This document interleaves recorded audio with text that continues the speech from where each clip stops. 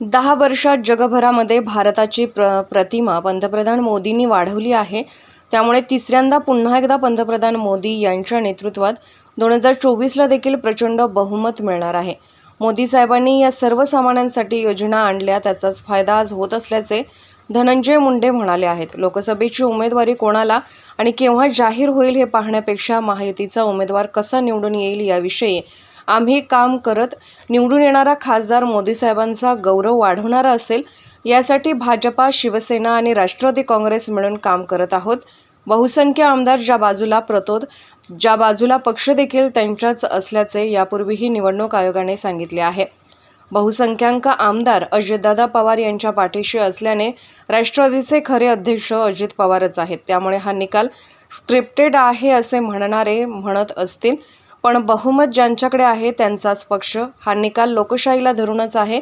जितेंद्र आव्हाड यांनी कशा पद्धतीने आणि किती वेळा गद्दारी केली आहे हे आम्हाला माहीत आहे. फक्त आम्ही आमच्या मर्यादा ओळखून आहोत. मर्यादा सोडून बोलायचं म्हटल्यावर आम्हाला देखील बोलता येऊ शकतं. घराण्याचे वाटोळे करणारे खरे गद्दार हे जितेंद्र आव्हाडच आहेत, असेही धनंजय मुंडे म्हणाले.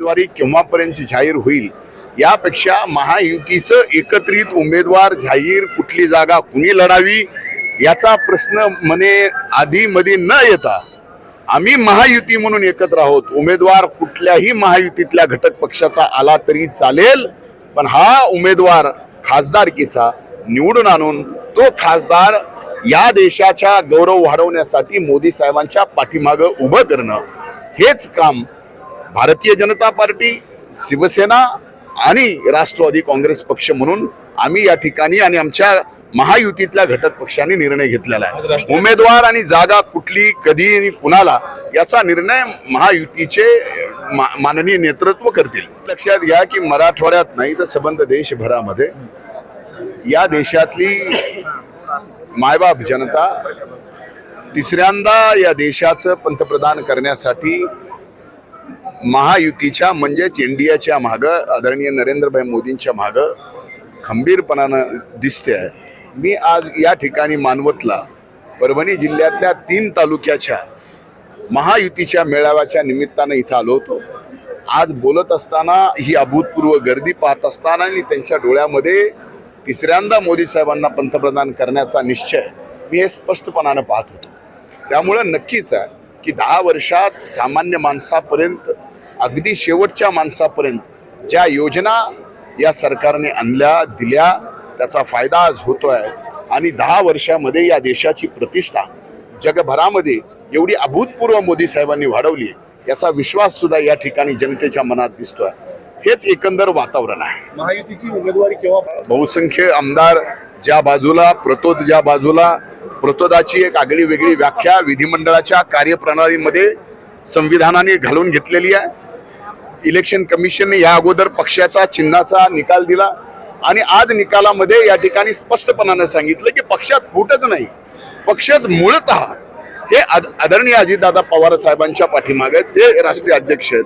त्यामुळं यामध्ये कुठल्या आमदारांना या डिस्क्वालिफिकेशन करणं हा प्रश्नच उद्भवत नाही. हे बघा, कुणी काय म्हणावं त्याला लोकशाहीमध्ये आपण थांबवू शकत नाही.